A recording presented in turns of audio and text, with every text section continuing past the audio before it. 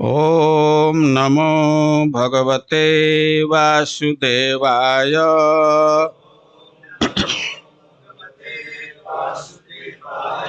ओम नमो भगवते वासुदेवाय।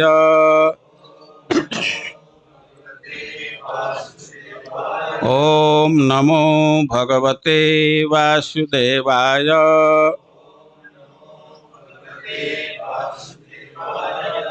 इदं भागवतं नाम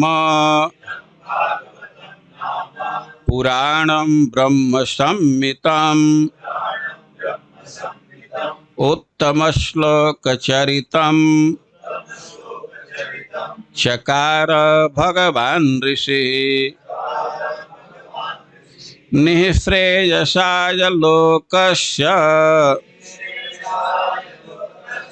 धन्यं स्वस्त्ययनं महत्। धन्यं स्वस्तयनं महत्। इदं भागवतं नाम पुराणं ब्रह्म संहितं उत्तमश्लोकचरितं चकार भगवान् ऋषिः निःश्रेयसाय लोकस्य धन्यं स्वस्त्ययनं महत्। इदं इस भागवतम श्री भगवान तथा उनके शुद्ध भक्तों की कथा वाले ग्रंथ को नाम पुराणम वेदों के अनुपूरक ब्रह्म संहितम भगवान श्री कृष्ण का अवतार उत्तम श्लोक श्री भगवान का चरितम कार्यकलाप चकार संकलित किया भगवान श्री भगवान के अवतार ऋषि श्रील व्यासदेव ने निःश्रेयसाय परम कल्याण के लिए लोकस्य सब मनुष्यों के लिए धन्यम पूर्ण रूप से सफल धन्य स्वस्ति अयनम सर्व आनंदमय महत परिपूर्ण। अनुवाद और तात्पर्य श्रील प्रभुपाद के द्वारा। अनुवाद। श्रीमद् भागवतम नामक वह ग्रंथ श्री भगवान का साहित्यावतार है, जिसे श्री भगवान के अवतार श्रील व्यासदेव ने संकलित किया है। यह सभी मनुष्यों के परम कल्याण के निमित्त है और यह सभी प्रकार से सफल, आनंदमय तथा परिपूर्ण है। तात्पर्य। भगवान श्री चैतन्य महाप्रभु ने घोषित किया है कि श्रीमद् भागवतम समस्त वैदिक ज्ञान तथा इतिहास की निर्मल वाणी है। इसमें श्री भगवान के संसर्ग में रहने वाले महान भक्तों के कुछ चुने हुए चरित्र दिए गए। श्रीमद् भागवतम भगवान श्री कृष्ण का साहित्यावतार है, अतएव वह उनसे अभिन्न है। हमें श्रीमद् भागवतम की पूजा उसी आदर से करनी चाहिए जिस प्रकार हम श्री भगवान की पूजा करते हैं। हम इसके सचेष्ट एवं धीर अध्ययन के द्वारा भगवान का परम आशीर्वाद प्राप्त कर सकते हैं। जिस प्रकार श्री भगवान पूर्ण प्रकाश, पूर्ण आनंद तथा सर्वथा पूर्ण है, उसी प्रकार यह श्रीमद् भागवतम भी है। हमें श्रीमद् भागवतम का पाठ करने से परब्रह्म श्री कृष्ण का संपूर्ण दिव्य प्रकाश प्राप्त हो सकता है, यदि हम इसे पारदर्शी गुरु के माध्यम से ही ग्रहण करें। पुरी में भगवान श्री चैतन्य के दर्शनार्थ जितने मनुष्य आते थे, उनसे महाप्रभु के निजी सचिव श्रील स्वरूप दामोदर गोस्वामी यही कहा करते थे कि किसी भक्त भागवत से श्रीमद् भागवतम का अध्ययन करना चाहिए। भक्त भागवत स्वरूप सिद्ध प्रामाणिक गुरु हैं और वांछित फल प्राप्त करने हेतु उन्हीं से श्रीमद् भागवतम की शिक्षा ग्रहण करनी चाहिए। श्रीमद् भागवतम के अध्ययन से वे सभी लाभ प्राप्त हो सकते हैं जो श्री भगवान की साक्षात उपस्थिति से होते हैं। यह भगवान श्री कृष्ण के उन समस्त आशीर्वादों को प्रदान करने वाला है जो श्री भगवान के साक्षात संपर्क से मिल सकते हैं।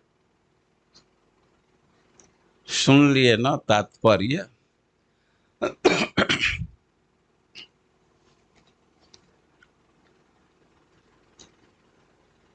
आज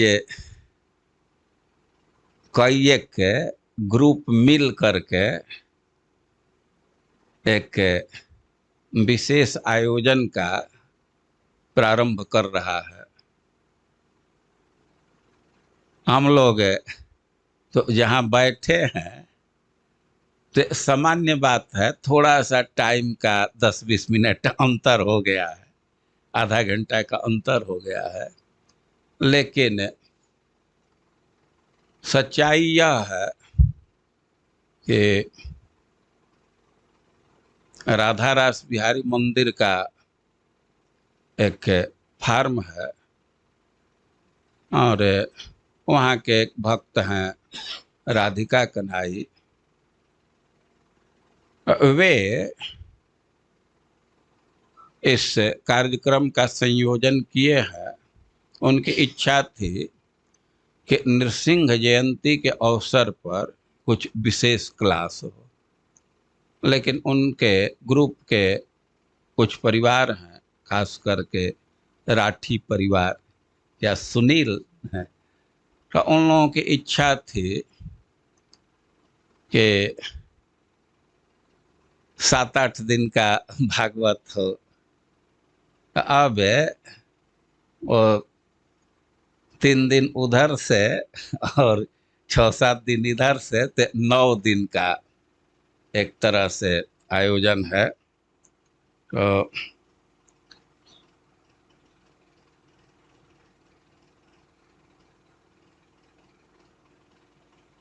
हम लोग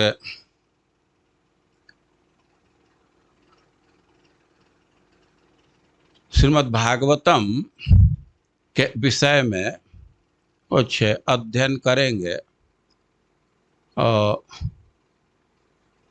यहाँ बहुत सारे भक्त उपस्थित हैं, विद्यार्थी हैं, और उनके मन में कौतुक है कि श्रीमद् भागवतम के प्रारूप को समझा जाए। देखिए, आप लोग भागवतम पढ़ते हैं और उसमें कहीं सूत उवाच आता है सूत गोस्वामी बोल रहे हैं, न तक सुखदेव गोस्वामी बोल रहे हैं, नारद जी बोल रहे हैं और मैत्रेय जी बोल रहे हैं।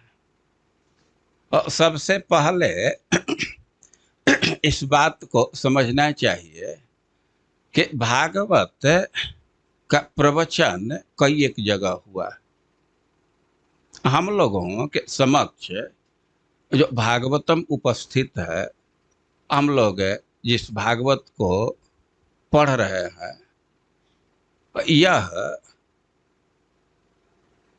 नैमिषारण्य में शौनक और सूत जी का संवाद है। भागवत के प्रारूप के विषय में समझना चाहिए कि यह ग्रंथ प्रश्न और उत्तर के रूप में है और इसकी विशेषता है कि एक वक्ता है तो अपने बात को स्थापित करने के लिए, उसको स्पष्ट करने के लिए पीछे के परंपरा को प्रस्तुत किया है। तो जो वर्तमान हम लोगों के समक्ष श्रीमद् भागवतम है, इसको वेदव्यास जी प्रस्तुत किए हैं, जिसका परिचय हम लोग बाद में श्रवण करेंगे। लेकिन इस विषय में एक चीज समझना चाहिए कि एक जगह है जिसको नैमिषारण्य कहते हैं, लखनऊ के नजदीक है। परमात्मा दास उसी क्षेत्र के हैं, सीतापुर डिस्ट्रिक्ट में। बड़ा पवित्र क्षेत्र है। कह रहे हैं श्रीमद् भागवतम के प्रारंभ में कि घटना ऐसी हुई कि ऋषि लोग कलयुग के आगमन को समझ करके एक यज्ञ प्रारंभ किए। नैमिषे निमिषक क्षेत्रे ऋषयः शौनकादयः सत्रम स्वर्गाय लोकाय सहस्र समासत। 1000 वर्ष का सत्र आयोजित किए, यज्ञ प्रारंभ किए। कहाँ किए इसका परिचय दे रहे हैं। नैमिषे निमिषारण्य के नैमिषे, निमिष में और निमिष क्षेत्र स्थान के विषय में कह रहे हैं कि नैमिषे, नैमिष में। नैमिष का क्या अर्थ हुआ? इस विषय में एक कथा उद्धृत किया जाता है कि ऋषि लोगों को जब यज्ञ करना हुआ तो ब्रह्मा जी के पास गए। ब्रह्मा जी के श्रुति के ब्रह्मा जी प्रकट हुए तो ब्रह्मा जी से वे लोग पूछे कि हम लोग यज्ञ करना चाहते हैं, तो हम लोगों को कोई पवित्र स्थान बतलाइए। ब्रह्मा जी चिंतन में लग गए कौन पवित्र स्थान दिए। ब्रह्मा जी एक मनोमय चक्र छोड़े, मनोमय चक्र, और ऋषियों को कहे कि आप लोग इस चक्र का अनुगमन कीजिए और जहां यह चक्र रुक जाएगा तो वही स्थान यज्ञ करने के लिए उत्तम है। और ब्रह्मा जी मनोमय चक्र छोड़े, और चक्र का जो बाहरी भाग होता है उसको नेमि कहते हैं। तो नेमि जहां शीर्ण हो गया, रुक गया, तो उसको नैमिष कहते हैं। तो ब्रह्मा जी इस स्थान का सिलेक्शन किए, उन्हीं के निर्देश में इस स्थान का चयन किया गया, और इसलिए कह रहे नैमिष और निमिषक क्षेत्र, और उसका परिचय दे रहे हैं कि वह अनिमिष का क्षेत्र है। फिर अनिमिष ये क्या होता है? देखिए, जो पलक गिरता है इसको निमि कहते हैं। निमि महाराज का निवास है इस पर। तो हम आंख खोले हैं, देख रहे हैं, और पलक गिर जाता है तो दृष्टि बाधित हो जाती है। लेकिन भगवान को अनिमिष कहते हैं इस अर्थ में कि उनकी दृष्टि कभी बाधित नहीं होती है। हम लोगों की दृष्टि तो बाधित हो जाती है, कुछ चीज देखते हैं, कुछ चीज नहीं देखते, या देख रहे हैं तब तक बीच में एक गैप हो जाता है। लेकिन भगवान का ज्ञान कभी बाधित नहीं होता, उनके दृष्टि अखंड है, और इसी से उनको अनिमिष कहते हैं। तो यह जो क्षेत्र है नैमिषारण्य, उसको वैष्णव क्षेत्र कहा जाता है। जो भगवान विष्णु का क्षेत्र है उसको वैष्णव क्षेत्र कहते हैं। जैसा ऋषि लोग खुद बोले हैं, क्षेत्रस्मिन् वैष्णवे वयम्। वैष्णव क्षेत्र मतलब जो भगवान विष्णु का क्षेत्र, जो भगवान विष्णु का भक्त है उसको वैष्णव कहते हैं। और जो क्षेत्र है उसको वैष्णव क्षेत्र कहते हैं। और कह रहे हैं कि नैमिषे निमिषक क्षेत्र ऋषया सौनकादय, सौनकादि ऋषि, कहीं कहीं 60,000 ऋषि लिखा गया है, कहीं कहीं 88,000 ऋषि लिखा गया है। तो इसमें सौनक जी प्रधान थे, आदि थे। सत्रम स्वर्गाय लोकाय सहस्र सममासत, वे लोग यज्ञ प्रारंभ किए 1,000 लंबे अवधि के लिए, 1,000 वर्ष के अवधि के लिए। वे क्या उद्देश्य था यज्ञ का? कह रहे स्वर्गाय लोकाय, वे भगवान को प्राप्त करना चाहते थे। ऐसे यथाश्रुत अर्थ लगता है स्वर्गाय लोकाय, स्वर्ग लोक के लिए, लेकिन वास्तव में स्वर्गाय भगवान का नाम है। स्वर्गे गीयते इति स्वर्गाय, जिनका स्वर्ग में भी गान होता है या खूब अच्छा से बाजा इत्यादि के साथ जिनका गान किया जाता है, तो उनको स्वर्गाय कहा जाता है। और भक्तों के लिए तो वही लोक है, वही निवास स्थान है। भक्त लोग का निवास स्थान भगवान है, वही आश्रय है। तो स्वर्गाय लोकाय मतलब भगवत प्राप्ति के लिए वे यज्ञ कर रहे थे। तो एकदा तो मुने प्रातर हुत हुताग्नय सत्कृतम सूतमासीनम पप्रच्छो हृदमादरात। और यज्ञ करते थे, यज्ञ का कुछ डेली रिचुअल है, डेली का कृत्य है। अब यज्ञ है तो सुबह सुबह हवन होता है।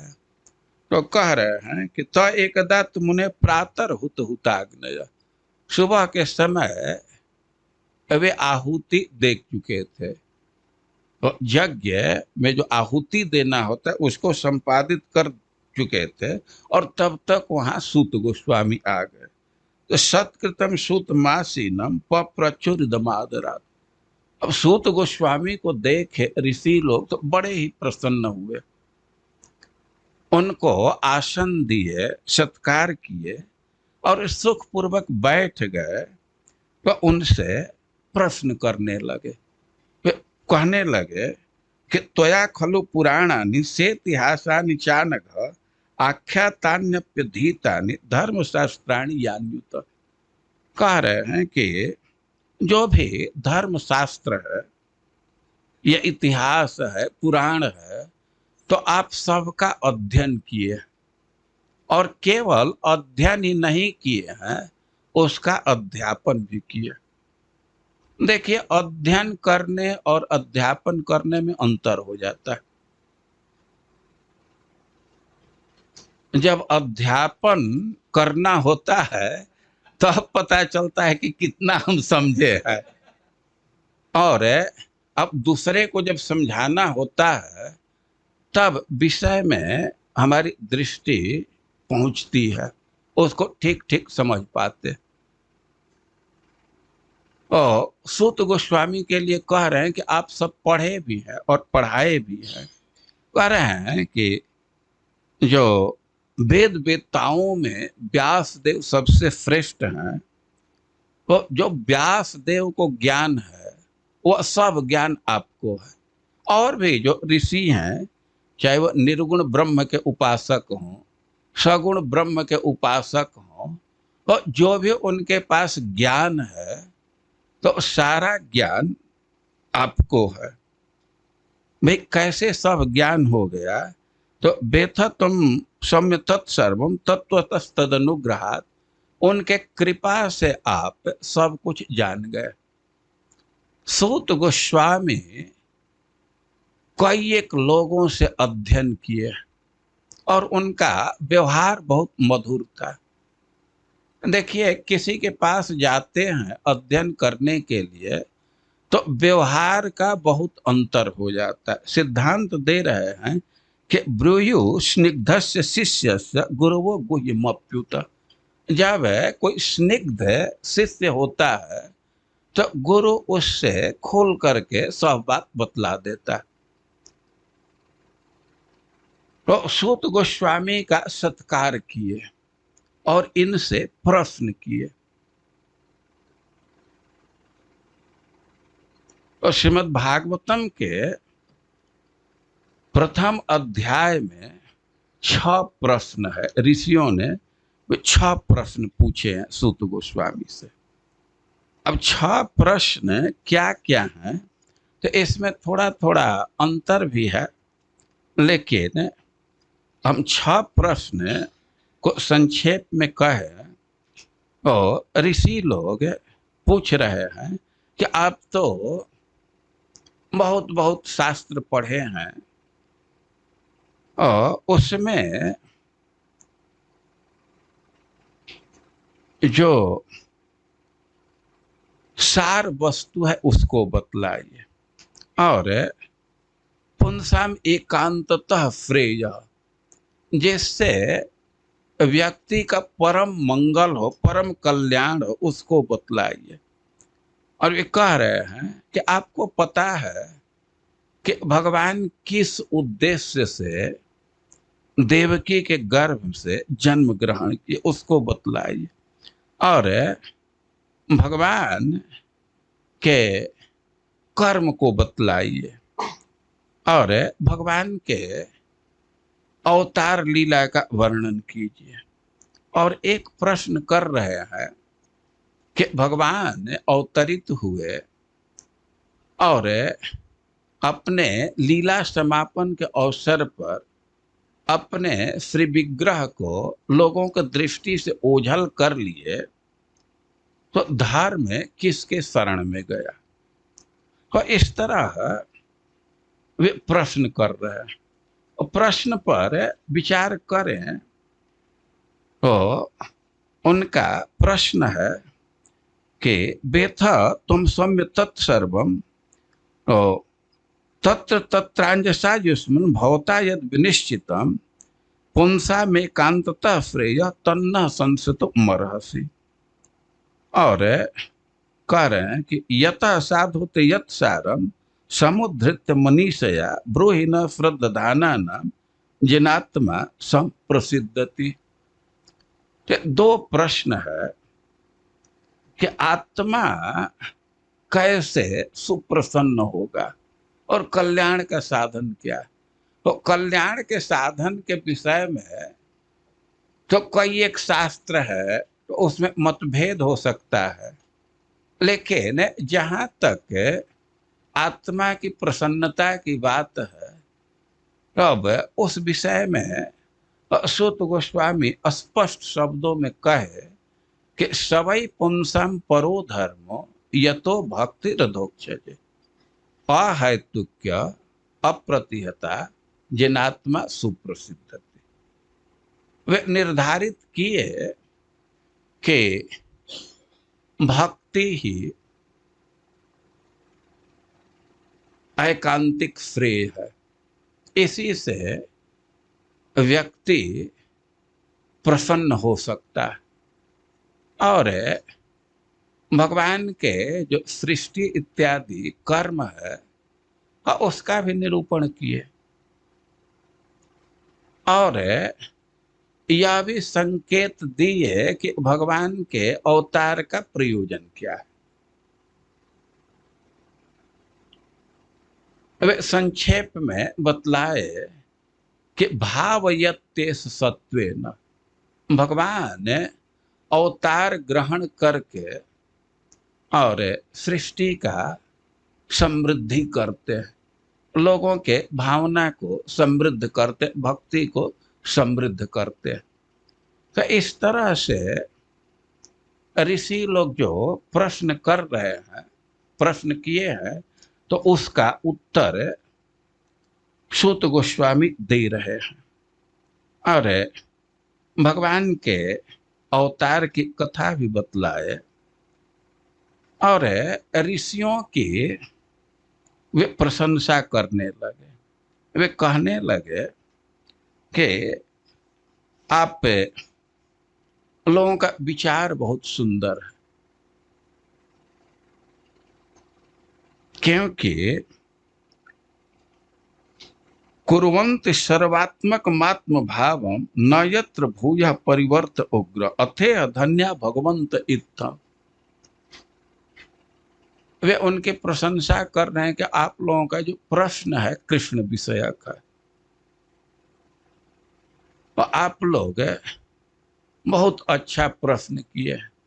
और देखिए, जो प्रश्न है तो ऑब्जेक्टिव टाइप उत्तर नहीं दिया गया है, उत्तर को खोजना होता है। और ऐसा नहीं है कि एक जगह ही उत्तर पूरा पूरा दे दिया गया है, पहले थोड़ा में उत्तर दे दिए हैं और फिर विस्तार किए। तो एक विचार है कि ऋषियों का अभिवादन कर रहे हैं कि आप लोग अच्छा प्रश्न किए हैं, और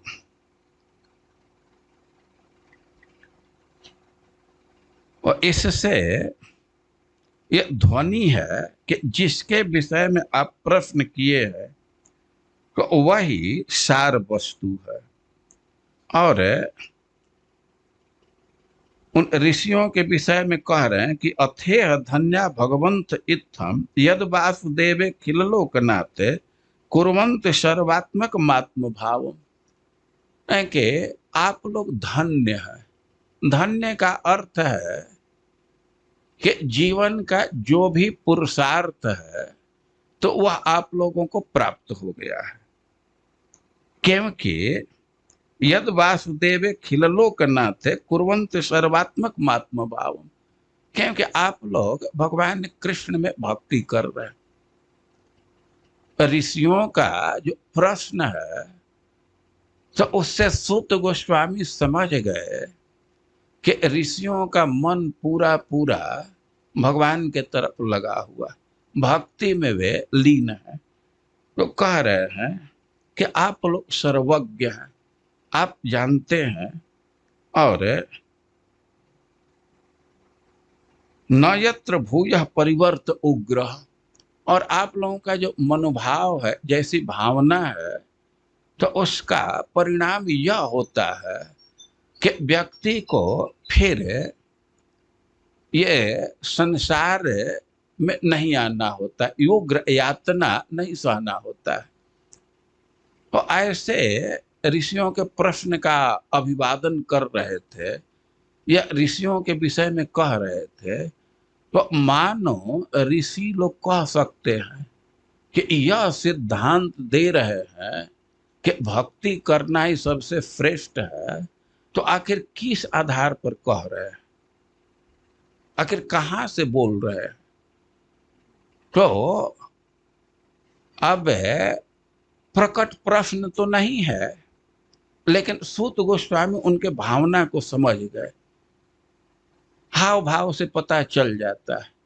तब वे कह रहे हैं कि इदम भागवतम नाम पुराणम ब्रह्म संवितम, कि ये भागवत में बोल रहा,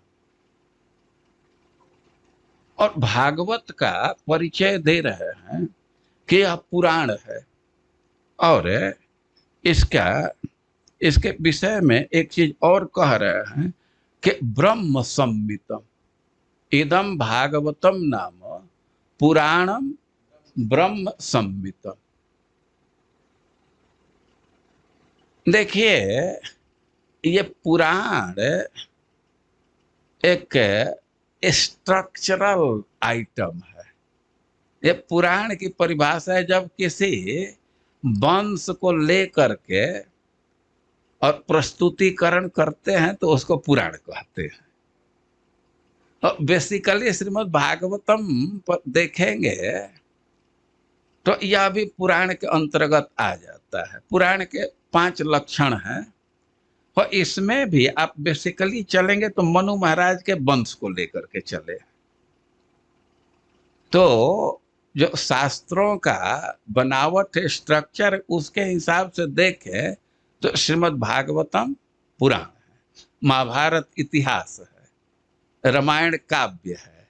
तो ऐसे कुछ वर्गीकरण किया गया है, लेकिन इस पुराण के विषय में एक शब्द दे रहे हैं, ब्रह्म संहिता। यह बहुत महत्वपूर्ण है, ब्रह्म संहिता। संहिता, ये संमित का एक अर्थ होता है तुल्य, और ब्रह्म मतलब वेद।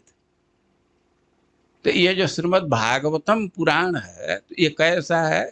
ब्रह्म संहिता, सर्व वेद तुल्य। ये एकदम वेद के जैसा है, ब्रह्म संहिता। और भाई ब्रह्म है तो वेद को कहते हैं तेने ब्रह्म हृदय आदि कब है, लेकिन ब्रह्म तो भगवान भी है, परम ब्रह्म। कृष्ण के लिए तो अर्जुन कह रहे हैं कि परम ब्रह्म, नराकृति ब्रह्म।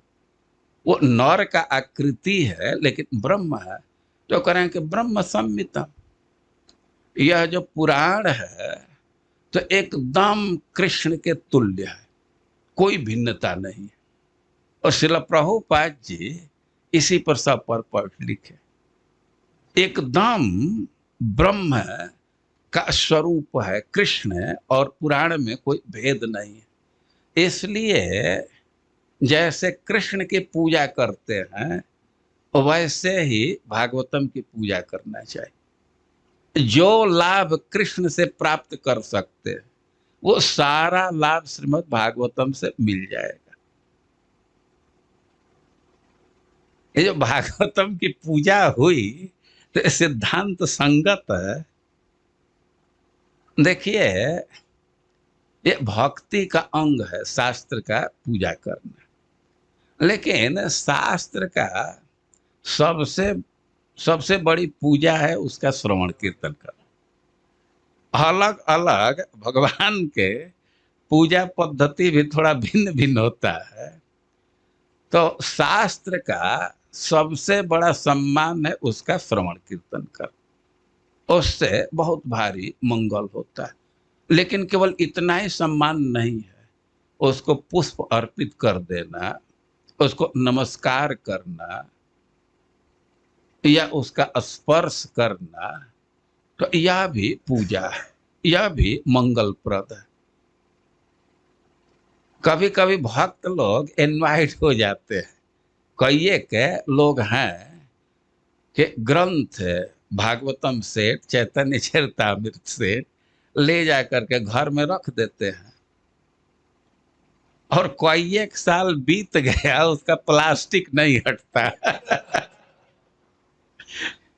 लेकिन अब प्लास्टिक हटे या न हटे, और माता जी जब आरती करती हैं तो ग्रंथ को भी आरती घुमा देती है, तो यह भी मंगलप्रद है, यह भी भक्ति है। वैसे सबसे अच्छी भक्ति है उसका श्रवण करना, उसको पढ़ना, और वास्तव में जो शास्त्र पढ़ता है तो उसको धन्य कहा गया। ये तो वैष्णव शास्त्राणि शृण्वन्ति पठन्ति च धन्यास्ते मानवा लोके कृष्णस्तेषां प्रसिद्धति। इस संसार में बहुत लोग हैं, लेकिन धन्य तो वे हैं, ग्लोरियस वे हैं, कृतार्थ वे हुए हैं जो वैष्णव शास्त्र को पढ़ते हैं और सुनते हैं। शास्त्र पढ़ने का बहुत भारी लाभ है। देखिए, ये भौतिक संसार है और इसमें उतार चढ़ाव आता रहता है, सबका अनुभव है, जीवन एक जैसा नहीं चलता है। और जिस व्यक्ति को शास्त्र का अध्ययन है तो विषम परिस्थिति में भी अपने को वो समायोजित कर लेता है, ये फायदा है। तो अपने जीवन में भी फायदा है, लेकिन सबसे बड़ा लाभ है कि कृष्णस्तेषां प्रसिद्धति। कुछ लोग ये शास्त्र पढ़ने से बड़ा उद्विग्न होते हैं, अरे पढ़ना क्या, करना चाहिए ना। पढ़ने से क्या होगा? अरे पढ़ने से और कुछ हो या ना हो, इतना जरूर होगा कि कृष्णस्तेषां प्रसिद्धति, भगवान प्रसन्न होंगे। हाँ, भगवान प्रसन्न हो जाए तो प्रहलाद जी कहते हैं कि उसके लिए क्या अलभ्य है। तो एक तरह से शास्त्र पढ़ने से सब हो जाएगा। भगवान प्रसन्न हो जाए तो क्या बाकी रह जाएगा। तो हम यह कह रहे हैं कि ये परिचय दे रहे हैं श्रीमद् भागवतम का, ये ब्रह्म संहितम, यह एकदम कृष्ण के तुल्य है। और पद्म पुराण में स्पष्ट उल्लेख है कि एक बार की घटना है कि उद्धव जी भगवान से बड़ा कातरता व्यक्त करने लगे कि आप यहाँ प्रकट हैं तो भक्तों को बहुत भारी सहारा है, आप ओझल हो जाएंगे तो भक्त लोग तो मर्माहत हो जाएंगे, किसका आश्रय लेंगे। भगवान प्रकट है तो भक्त को बहुत सुख मिल रहा है, तो आप कोई उपाय सोचिए। तो जब इस प्रकार वे कहे तो इत्युक् धव बचः श्रुत्वा प्रभासे चिंतयद हरि। और भगवान सोचने लगे कि बात तो सही कह रहा है, अरे भाई कोई चाहिए ना अवलंबन। तो भगवान विचार करने लगे तो भक्ता वलंबनार्थाय किम विधेय मयेति च। अब ये विचार करने लगे कि भक्तों के अवलंबन के लिए हमको क्या करना चाहिए। तो कह रहे स्वकीयम यद भवेत् तेज तच्च भागवते अदधात। भगवान भक्तों के अवलंबन के लिए विचार करने लगे और विचार करके अब वे कार्य किए। क्या कार्य किए तो कह रहे हैं कि जो भी तेज है भगवान में वो तच्च भागवते अदधात, उसको भागवत में रख दिए। और तिरोधायो प्रविष्टोयम श्रीमद् भागवतार्णवम। और जैसे सूर्य अस्त होता है तो वो कहाँ चला जाता है, समुद्र में। यही ना, पर्वत से उदित होता है और समुद्र में अस्त हो जाता है। तो कह रहे हैं कि प्रविष्टोयम श्रीमद् भागवतार्णवम, भगवान तिरोहित हो करके अपने लीला का संवरण करके और इसी श्रीमद् भागवतम में प्रविष्ट हो गए। और तेनेयम वांग मूर्ति, तेनेयम वांगमयी मूर्ति प्रत्यक्षा वर्तते हरे। और इसलिए श्रीमद् भागवतम प्रत्यक्ष भगवान की मूर्ति है। सेवनात् श्रवणात् पाठात् दर्शनात् पाप नाशिनी। इसके सेवा करने से, श्रवण करने से, पाठ करने से या सिंपली देख लेने से, दर्शन करने से पाप नाशनी, पाप समाप्त हो जाता है। और श्रीमद् भागवतम का परिचय दे रहा है कि ब्रह्म संहिता, यह एकदम भगवान के तुल्य है, श्री कृष्ण के तुल्य है, कोई अंतर नहीं। और ब्रह्म संहितम का एक और अर्थ है। बहुत लोग यहाँ हैं जो मैथमेटिक्स के स्टूडेंट हैं, लेकिन अब हिंदी शब्द जानते हैं कि नहीं। ज्योमेट्री एक गणित का शाखा है ना, उसके लिए हिंदी का क्या शब्द है, ज्यामिति। ज्यामिति। और एक स्कूल में हम लोग ट्रिंगलोमेट्री ये भी था, उसके लिए क्या, त्रिकोणमिति। मिति शब्द देख रहे हैं ना, जो तीन कोण का माप जो करे वो त्रिकोणमिति है।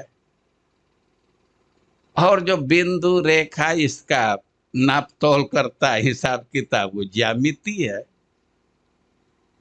तो मीयते अनेन, जिससे मापा जाए तो उसको उस अर्थ में ये मी शब्द आता है। मीयते नाप परिमाप सुनते हैं ना, तो ब्रह्म सम्मित, ये श्रीमद् भागवतम ऐसा ग्रंथ है कि ब्रह्म सम्यक भली भांति नाप लिया गया। अर्थ समझ रहे हैं ना, ये ब्रह्म का परफेक्ट निरूपण करता है, एकदम ब्रह्म का हिसाब किताब क्लियर देता है, ब्रह्म सम्मित। या एक और अर्थ है कि ब्रह्म सम्मितम, ब्रह्मा जी जिसका हिसाब किताब किए, ऐसा पद्म पुराण में आया है कि राज्यो मोक्षम तथा वीक्ष पूरा धाता विस्मित। परीक्षित महाराज केवल 7 दिन श्रवण किए और भगवान के धाम को प्राप्त कर गए, और इस घटना को देख करके सुन करके ब्रह्मा जी भी विस्मय में पड़ गए, और सत्य लोके तुलाम बद्ध्वा अतोलयत साधनान्यज, वे सत्य लोक में तराजू लगाए और वेद में जितने भी साधन हैं तो उसका सब हिसाब किताब करने लगे, उसको तौलने लगे, कंपैरिजन करने लगे। तो कह रहे हैं कि लघुनी अन्यानि जातानि गौरवेण इदम महत्, और जितने भी साधन थे वे एक पलड़े पर, और एक तरफ भागवतम, लेकिन यह भारी पड़ा। तो तदा ऋषि गणा सर्वे विस्मयम परमम जजौ मे निरे भगवद रूपम शास्त्रम भागवतम कलौ पठनात् श्रवणात् सद्य वैकुंठ फलदायक।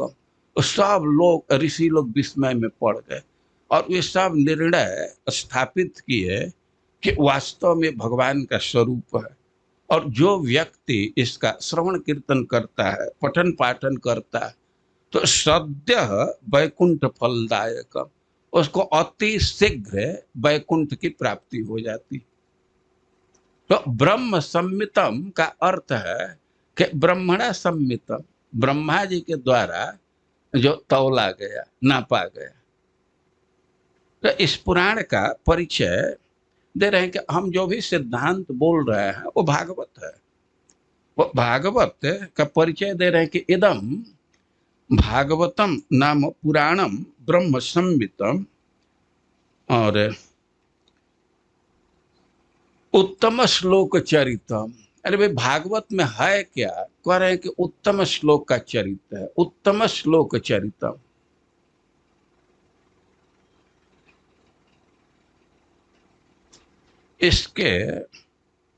इसमें भगवान का चरित्र है जो तम से, माया से ऊपर ले जाने वाला, चकार भगवान ऋषि, और इसकी रचना वेद व्यास जी की है।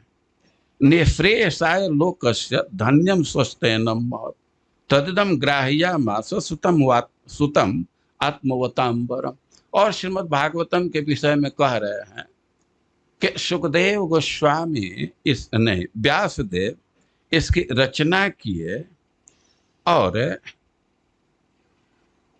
इसको अपने पुत्र को पढ़ाए, ग्राह्यामास। और सर्व वेद इतिहासानम सारम सारम समुद्रतम सतु संश्रावयामास महाराजम परीक्षितम। और सुखदेव गोस्वामी इस भागवतम को महाराज परीक्षित को सुनाए। अब महाराज परीक्षित किस स्थिति में भागवत सुने, तो इसका निर्देश कर रहे हैं कि प्रायोपविष्टम गंगायाम परितम परमर्श भी कृष्णे स्वधामोपगते धर्म ज्ञानादि विषय कलौ नष्ट दिशा में पुराणार को धुनोदित। कह रहे हैं कि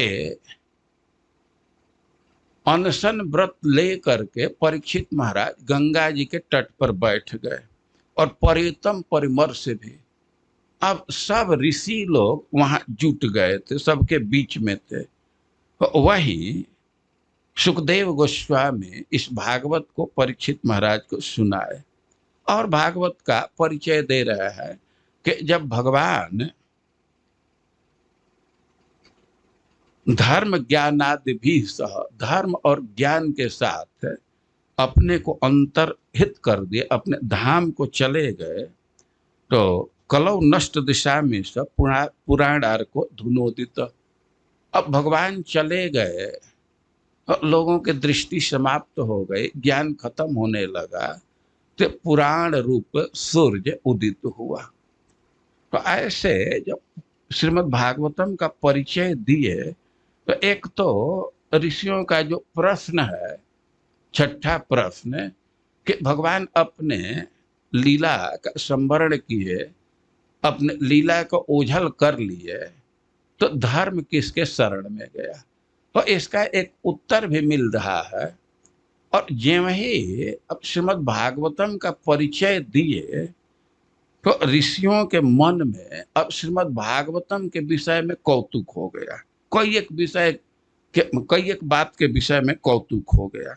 अब शौनक ऋषि कहने लगे कि सूत सूत महाभाग बदनो बदतांबर कथाम भागवतम पुण्याम यदाह भगवान शुक।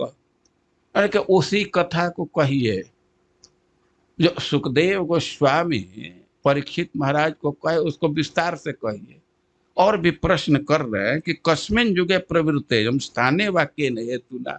अरे किस स्थान पर श्रीमद् भागवतम की रचना हुई, किस स्थान पर इसको प्रकाशित किया गया, और कस्मिन युगे प्रवृत्तेयम, किस युग में इसका प्रवर्तन हुआ, किस कारण से हुआ, और कुतः संचोदित, किसकी प्रेरणा से हुआ। कृष्णा कृतवान संहिता मुनि, भगवान वेद व्यास कृष्ण द्वैपायन इसके रचना के तो कुतः संचोदित, किसके प्रेरित करने से। तस्य पुत्रो महायोगी समदिंग निर्विकल्पक एकांत मतिरुन्निद्रो गूढ़ो मूढ़ इवेयते। और आप कह रहे हैं कि व्यासदेव श्रीमद् भागवतम की रचना करके इसको अपने पुत्र को पढ़ाए, तो उनका पुत्र तो एकदम निर्विकल्प दृष्टि वाला, तो उसके दृष्टि में कोई भेद ही नहीं था, एकांत मति, वो तो एकदम एकांतिक निष्ठ थे, उन निद्रो माया से ऊपर थे और तो छिप करके रह रहे थे। तो वे कैसे भागवत पढ़े।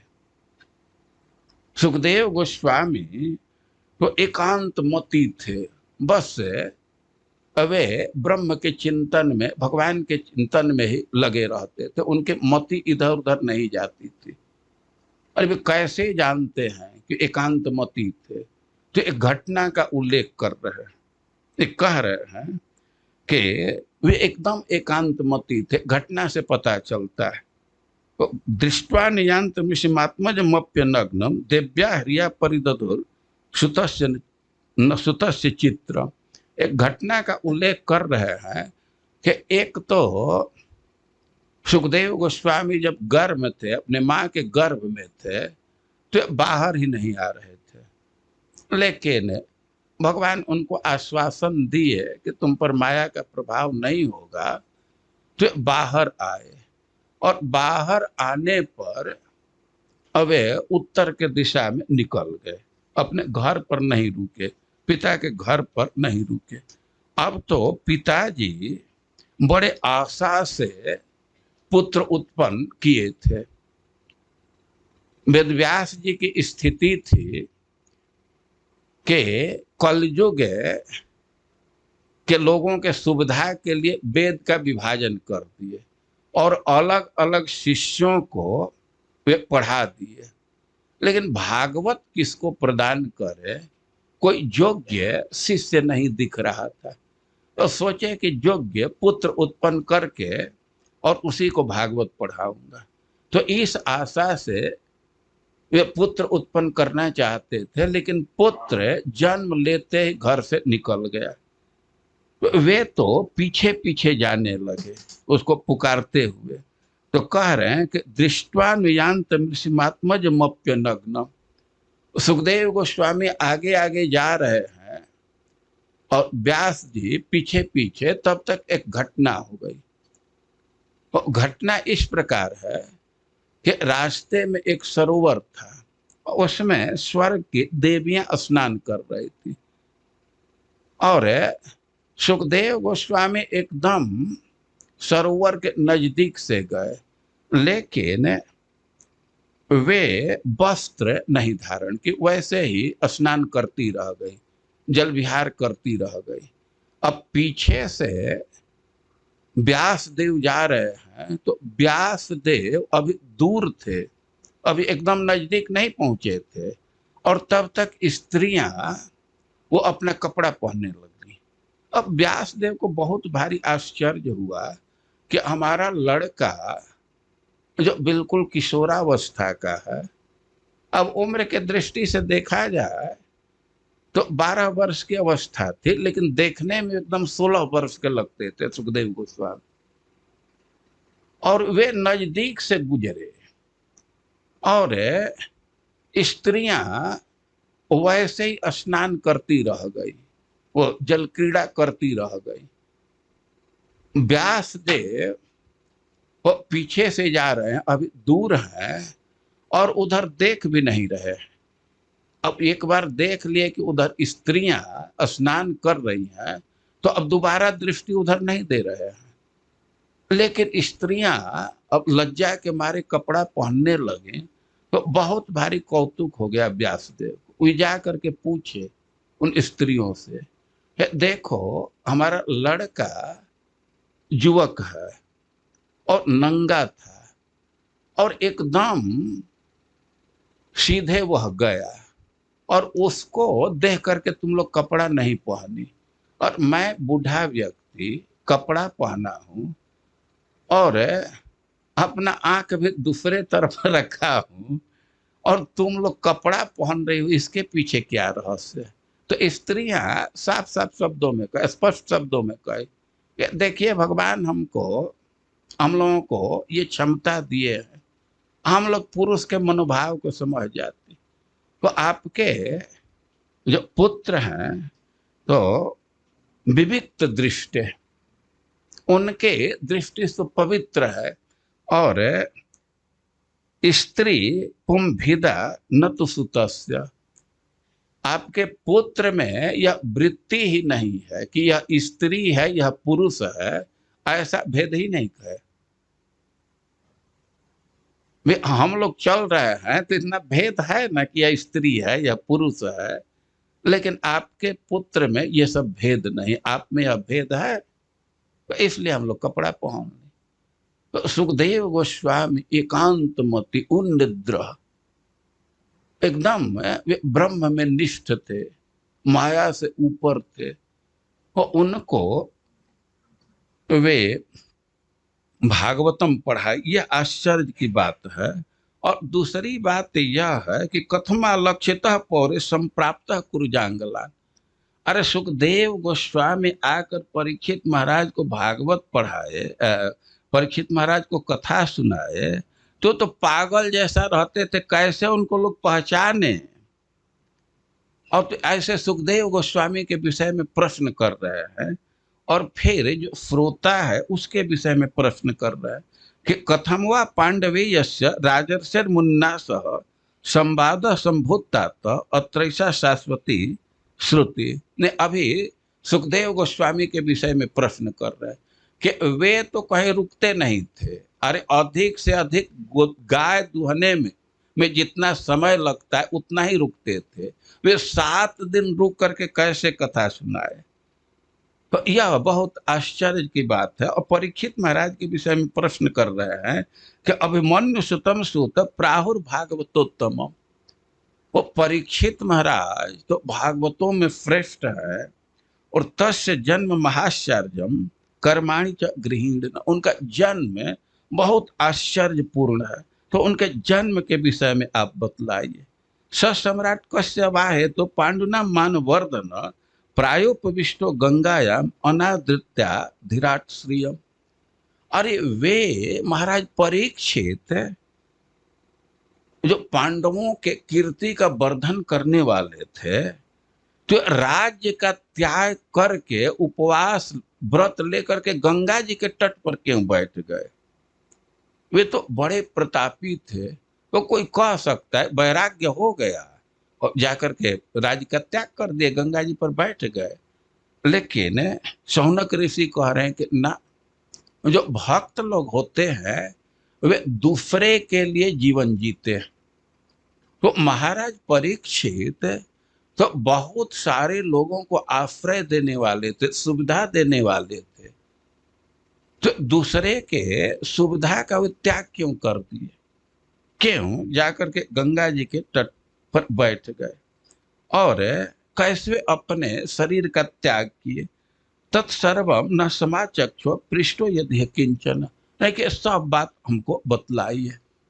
तो जब इस प्रकार ऋषि लोग प्रश्न किए तो सूत गोस्वामी कहने लगे कि द्वापरे समनु प्राप्त तृतीय युग पर जय, तृतीय युग पर जय। अब युग के हिसाब से लिया जाए सतयुग से, तो जो तीसरा युग आता है उसमें फिर सतयुग से गिनती करेंगे तो तीसरा युग कौन होगा? द्वापर। वो कह रहे हैं कि तीसरे युग में, या एक दूसरी व्याख्या है कि कोई भी युग है तो उसको 3 खंड में बांटा जाता है। एक को युग संध्या ने संध्या रूप, और युग रूप, और युगांश संध्यांश रूप। ये संध्या क्या होता है? संध्या मतलब इवनिंग नहीं, संधि से इसको समझना चाहिए। संधि से संध्या बना है। जैसे दिन और रात एक साथ जुटता है तो उसको संध्या कहते हैं। तो सुबह के समय भी संध्या वंदन करते हैं, गायत्री को हम संध्या कर लें तो संध्या मतलब सुबह भी संधि है, रात और दिन का। तो उसी तरह युग का संधि होता है। तो मतलब द्वापर के एकदम अंत में, द्वापर बीतने वाला था और उस समय, ये कहने का आशय है। तो कह रहे हैं कि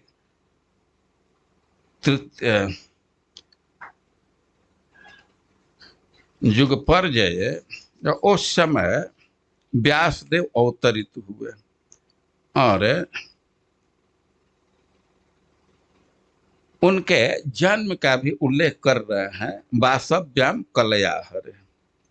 और उनके विषय में बतला रहे हैं कि कलयुग को आया देख करके वे कलयुग के प्राणियों के लिए बहुत बहुत कुछ करना चाह रहे थे, बहुत कुछ किए, लेकिन फिर भी उनको संतोष नहीं था। और नारद जी उनको प्रेरित किए भागवत की रचना के लिए। और सम्याप्रास स्थान है, वे बद्रिकाश्रम में रचना किए। और सब है विवरण दे रहे हैं, जो भी प्रश्न किया गया तो उसका विवरण दे रहे हैं।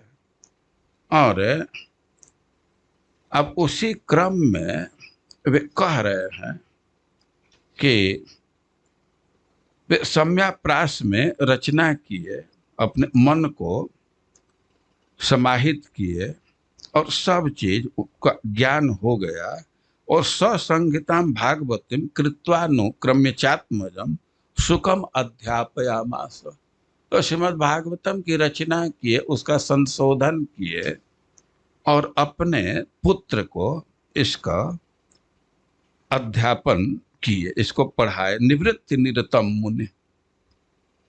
और अब फिर कह के जब सुखदेव गोस्वामी ब्रह्मनिष्ठ है तो कैसे इतने बड़े ग्रंथ का अभ्यास किए? और सूत गोस्वामी कह रहे हैं कि हरेर गुणाक्षिप्त मतिर भगवान बादरायणी अध्यगान महदाख्यानम नित्यम विष्णु जनप्रिय। कि भगवान के गुण से उनका मन खींच गया। सुखदेव गोस्वामी खुद अपने मुख से स्वीकार किए हैं कि परिनिष्ठितोपि नैर्गुण्य उत्तम श्लोक लीलया गृहीत चेता राजर से आख्यानम जदधीतवा। क्या हम तो निर्गुण परिनिष्ठित हो, हम परिनिष्ठ थे, निर्गुण अवस्था में थे, लेकिन भगवान के गुण हमारे चित्त को खींच लिए और भागवत का अध्ययन किए। और सुखदेव गोस्वामी का परिचय देने के बाद अब कह रहे हैं कि परीक्षितोऽथ राजर्षि जन्म कर्म विलापनम संस्थाम च पांडुपुत्राणाम वक्ष्ये कृष्ण कथोदय। कि अब हम परीक्षित महाराज के जन्म कर्म और निधन के विषय में बतलाऊंगा। और कह रहे हैं कि परीक्षित महाराज का तो ऐसा जन्म कर्म है कि कृष्ण कथोदय, उससे कृष्ण कथा का उदय होता। ये कह रहे हैं कि हम ऐसे इसको प्रस्तुत करेंगे कि कृष्ण कथा का उदय होता रहेगा। तो महाराज परीक्षित के अब जन्म के विषय में कहने के लिए अब उपोद्घात प्रस्तुत कर रहे हैं। तो जन्म को कहना है, उनके कर्म को कहना है, लेकिन जन्म को कहने के लिए एक घटना का उल्लेख कर रहे हैं। और घटना है महाभारत युद्ध के अंतिम दिन का। और बड़ा प्रसिद्ध श्लोक है, अच्छा श्लोक है। एक बार हम लोग इसको बोलेंगे कि उस समय की क्या स्थिति थी। तो कह रहे हैं कि यदा मृधे कौरव सृंजयानाम वीरेश्वथो वीर गतिम गतेषु वृकोदरा विद्ध गदा विमर्श भग्नो रुदंडे धृतराष्ट्र पुत्र। है श्लोक आ गया ना, बोलिए इसको एक बार। यदा मृधे कौरव सृंजयानाम वीरेश्वथो वीर गतिम गतेषु, साथ में बोलिए। यदा मृधे कौरव सृंजयानाम वीरेश्वथो वीर गतिम गतेषु वृकोदरा वेद गदाभिमर्श भग्नो रुदंड धृतराष्ट्रपुत्रे भरतो प्रियं द्रोणिरिते स्म पश्यन् कृष्णासुतानां स्वपतां शिरांसि उपाहरद वे प्रियमेव तस्य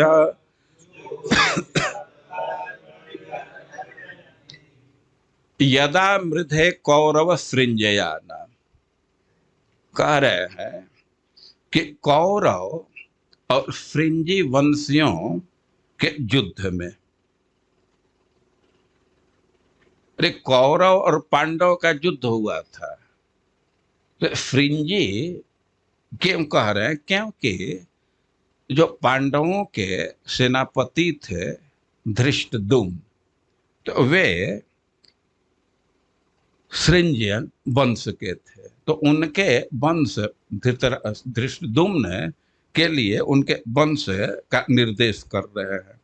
तो कह रहे हैं कि वीरेश्वथो वीर गतिम गतेषु, महाभारत का युद्ध हुआ तो अधिकांश वीर वीर गति को प्राप्त हो गए, मतलब युद्ध में मार दिए गए, यही वीर गति है ना। और वृकोदरा विद्ध गदा विमर्श भग्नो रुदंडे धृतराष्ट्रपुत्रे, और भीम के द्वारा दुर्योधन के दोनों जांघ तोड़ दिए गए। देखिए महाभारत घटना पर विचार करेंगे और एक दिन की स्थिति हुई कि भीम धृतराष्ट्र के 10-12 पुत्रों का वध कर दिए। अब उस दिन कौरवों की सेना में भगदड़ मच गई। वैसे ही बहुत कम बचे थे, एक अक्षौणी सेना बची थी, लेकिन भीम 10 या 12 पुत्रों का वध किए और सब भयभीत हो गए। और वे लोग युद्ध छोड़ करके, जो रानियां थी विधवा हो गई थी, उनको लेकर के राजधानी में चले गए। दुर्योधन जीवित था, लेकिन वह अभी बहुत थक गया था। वो युद्ध करता था, उस पर बहुत आघात हुआ था, वो बहुत कष्ट अनुभव कर रहा था। बहुत शरीर पर चोट लगा था, तो वो भी सोचा कि पहले विश्राम कर लें। अब इतना थके हुए हैं और पहले विश्राम करें, थोड़ा थकान खत्म हो जाए, फ्रेश हो जाएंगे, फिर लड़ेंगे। और उसके लिए वो एक सरोवर में जाकर के छिप गया, द्वैपायन सरोवर। और सरोवर में जाया और पानी को बांध दिया। पता नहीं पानी को बांधने का क्या मतलब है, कि अब पानी पर ही वो टिक सकता था, और उसी में वो विश्राम करने लगा।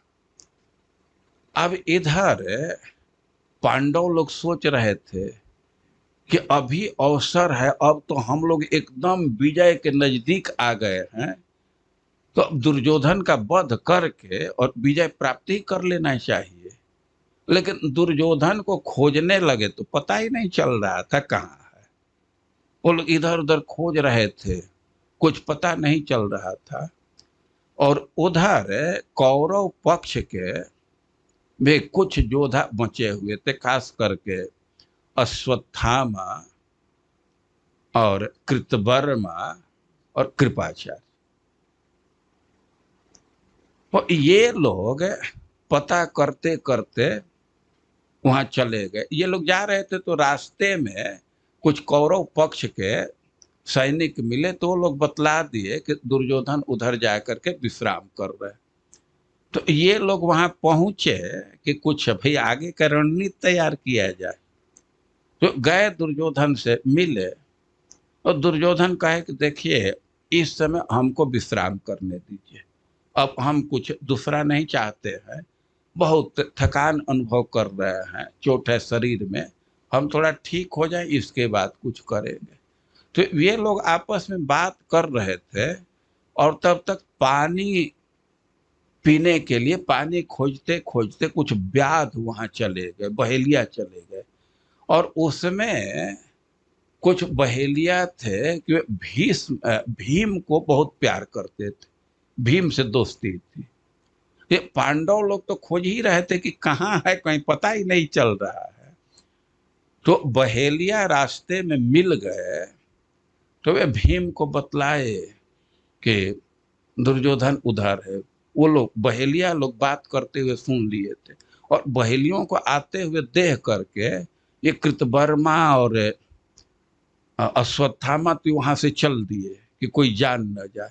लेकिन पता तो चल गया, और भगवान प्रेरित किए, उधर गए युधिष्ठिर महाराज और उसको ललकारने लगे, कि अरे क्षत्रिय कुल में जन्म लिए हो और छिप क्यों रहे हो, युद्ध करना चाहिए। और ऐसे तुम छिपोगे तो तुमको वह गति नहीं मिलेगा जो सत्पुरुषों को मिलती है। यद्यपि तो दुर्योधन बहुत थका हुआ था, लेकिन कहा कि तुम लोग ललकार रहे हो तो इतना देख रहे हो ना कि हमारे पास कोई हथियार नहीं है, मैं अकेले हूं, रथ भी नहीं है, तो इस समय तो कैसे तुम लोगों के साथ में युद्ध करूं, इतने लोग हैं। तो कहा कि देखो, हम अकेले हैं तो एक व्यक्ति के साथ, किसी के साथ युद्ध करेंगे, जिसको आप लोग दे दीजिए, एक व्यक्ति के साथ लड़ूंगा। और महाराज युधिष्ठिर कहे कि ठीक है, हम तो कहेंगे कि जिसके साथ तुम्हारे लड़ने की इच्छा वही तैयार हो जाएगा, हमारे साथ लड़ना चाहते हो, हम तैयार हैं। और युधिष्ठिर महाराज कह दिए कि हम तो इतना छूट देते हैं कि केवल एक आदमी को पराजित कर देगा तो तुम्हारा विजय, अब राज्य तुमको हो गया। ये नहीं कि दूसरे को भी पराजित करना पड़ेगा, केवल एक व्यक्ति को पराजित कर दिया तो अब राज्य तुम्हारा सब वापस हो जाएगा। अब तो उसको बड़ा उत्साह आया, और वो कहा कि अब हमारे जोड़ का कोई तो है नहीं, भीम के साथ हम लड़ेंगे। और जब भीम के साथ युद्ध होने लगा, तब दोनों पैंतरा भाजने लगे। महाभारत में लिखा है कि जब गदा ऐसे एक दूसरे पर लगता था जैसे बिजली बादल से बिजली चमक जाती है, वैसे गड़गड़ाहट होने लगती थी। और दुर्योधन अब भीम पर गदा मारता था तो भीम मूर्छित जैसे हो जाते थे। अब ये गदा युद्ध को देख करके तो भगवान तो कहने लगे अर्जुन से कि युधिष्ठिर महाराज बहुत बेवकूफी कर दी। अब ये कहने की क्या जरूरत थी कि एक आदमी हार जाएगा तो राज्य तुम्हारा हो जाएगा। अर्जुन से कहने लगो कि जैसा उसका कौशल है तो भीम को जीतना मुश्किल है। मैं मानता हूं कि भीम के पास शक्ति है, लेकिन धर्म से युद्ध हो तो भीम नहीं जीत सके। और युधिष्ठिर महाराज तो सब गड़बड़ कर दी। अब विजय के नजदीक हम लोग पहुंचे थे, लेकिन राज्य वापस जाना है। अर्जुन से कहे कि धर्म पूर्वक नहीं जीत सकते।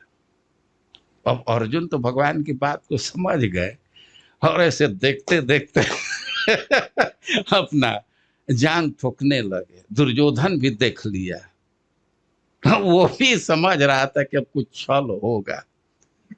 और भीम को अपने प्रतिज्ञा का भी स्मरण आ गया। और दुर्योधन यद्यपि समझ गया था कि अब तो कुछ छल ये लोग करेंगे, और वो तो बहुत दक्ष था, तो अभी योजना कर रहा था कि गदा चलाएंगे तो हम थोड़ा ऊपर उठ जाएंगे। लेकिन अभी योजना ही कर रहा था ऊपर जाने के लिए, और तब तक भीम गदा मार दिए, उसका दोनों जांघ टूट गए। अब दोनों जांघ टूट गए तो बलराम जी वहीं थे। वे तो दौड़े भीम के तरफ कि ऐसा अधर्म किया। और देखिए भीम में वो एक तो गदा मारे जांघ पर वो गिर गया, और जा करके इसके बाद अपने पैर से उसके मस्तक को भी मारे। अब इसको देख करके तो युधिष्ठिर महाराज भी मना करने लगे कि ये क्या कर रहे हो। उसका सिर पर राज्य का अभिषेक हुआ है और उस पर तुम लात से मार रहे हो। और बलराम जी तो सीधे मुसल उठाए और भीम के तरफ दौड़े कि इतना भारी अधर्म, हम गलती किया, इसको अभी मैं मार दूंगा।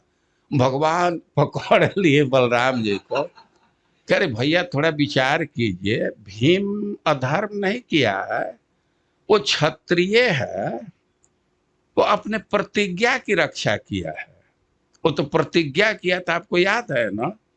और द्रौपदी को जब अपमान हो रहा था कि तुम्हारे जांघ को तोड़ूंगा, तो अपने प्रतिज्ञा की रक्षा किया। तो क्षत्रिय के लिए अपने प्रतिज्ञा का रक्षा करना ये तो कोई दोष नहीं है। तो जब ऐसे किए तो बलराम जी तो थोड़ा ठंडा हुए।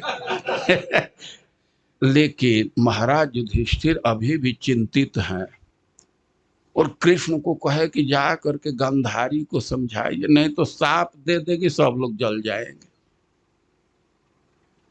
किसी तरह जा करके गांधारी को समझाइए। और भगवान गए गांधारी को समझाए कि तुमको सब बात याद है ना। देखो हम गए थे ना संधि दूत बन करके, केवल 5 राज्य मांग रहे थे ना। तुम्हारे लड़के लोभ में पड़ करके युद्ध किए ना। 5 राज्य 5 गांव दे देने से तो यह स्थिति नहीं आती। वो गंधारी को समझाए भगवान तो वो थोड़ा स्थिर हो, नहीं तो उसको तो दुख हो ही रहा था। तो अब जैसे तैसे तो भगवान सेटलमेंट कर लिए। लेकिन दुर्योधन युद्ध भूमि में अकेले पड़ा था, और उस समय वे कहने लगा, अपने एक दूत को कहा कि जा करके माँ को कह देना कि दुख न माने, हमारे लिए दुख न करे, क्योंकि मैं सफल व्यक्ति रहा। अपने उपलब्धि को गिनाने लगा कि जब तक मैं राजा था तो खूब अच्छा से शासन किया, प्रजा का पालन किया, और युद्ध में लड़ते लड़ते घायल हुआ, पीठ नहीं दिखाया। तो अपने जीवन में मैं सफल व्यक्ति रहा। सफलता कोई एक चीज बतला रहा, उसमें एक चीज कह रहा है कि हमको जीवन में कभी भी रोग नहीं हुआ, कोई रोग नहीं। तो वास्तव में एक बहुत बड़ी सफलता है, पूरे जीवन भर कोई रोग न होना। और माँ को संदेश दे देना कि जिया तभी सफल रहा, और मैं मर करके स्वर्ग में जा रहा हूं, तो कोई शोक का अवसर नहीं है। और ऐसे वो भेज दिया, वो अकेले पड़ा था। और तब तक ये कृतवर्मा, कृपाचार्य और अश्वत्थामा उनके पास गए।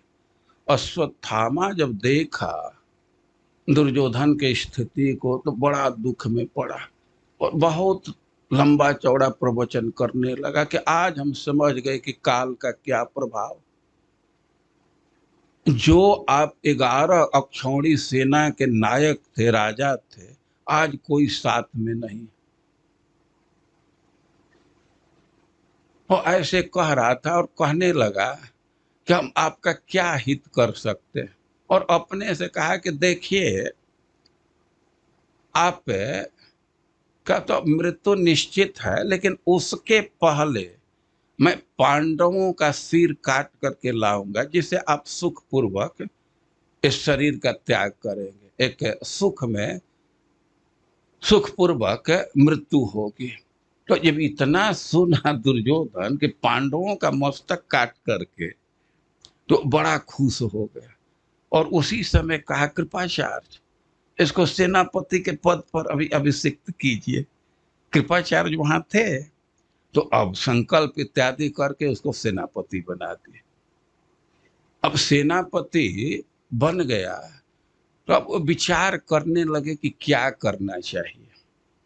तो वे लोग एक वृक्ष के नीचे जाकर के विश्राम किए। कृतवर्मा और कृपाचार्य ये लोग भी बहुत थके थे, बहुत घायल थे। तो वे लोग वहां गए तो विश्राम करने लगे। लेकिन अश्वत्थामा को तो नींद नहीं थी। वो बड़ा चिंता में था कि अब क्या करना चाहिए। वो सोच रहा था कि कैसे पांडवों पर धावा बोल करके उनके सेना को नष्ट कर दिया जाए। उसको बहुत क्रोध था, उसके पिता का वध किए थे पंचाल, और इसलिए पंचाल सैनिक पर उसको विशेष क्रोध था। और कृपाचार्य और कृतवर्मा तो आराम करने लगे। इसको नींद नहीं थी, बड़ा बेचैन था। और सूर्यास्त हो गया, रात्रि का समय हो गया। और तब तक वो देखा कि एक उसी वृक्ष पर एक उल्लू आया। और उल्लू आया और कई एक कौओं को घायल कर दिया। कौआ सोए हुए थे, और किसी का गर्दन काटा, किसी का टांग काटा, कुछ किया। अब इसको देख करके तो अश्वत्थामा को बड़ा उत्साह आया कि ये तो हमको संदेश दे रहे हैं कि जैसे कौवे सोए हुए थे, एक उल्लू आ करके कई एक कौओं का वध कर दिया। और उसी प्रकार इस समय तो पांडव पक्ष के लोग निश्चिंत सोए हैं। अब तो उनको पता है कि अब तो युद्ध में विजय हमारी है, तो कवच भी नहीं बांधे हैं, कवच खोल करके सोए हैं। इसी समय चल करके आक्रमण करना चाहिए। वो कृपाचार्य को जगाया, चलिए आक्रमण किया, पांडवों को अभी मार दिया जाए। कृपाचार्य समझाने लगे कि देखिए, अरे थोड़ा धर्म पर विचार करना चाहिए। ये पांडव लोग तो अभी सो रहे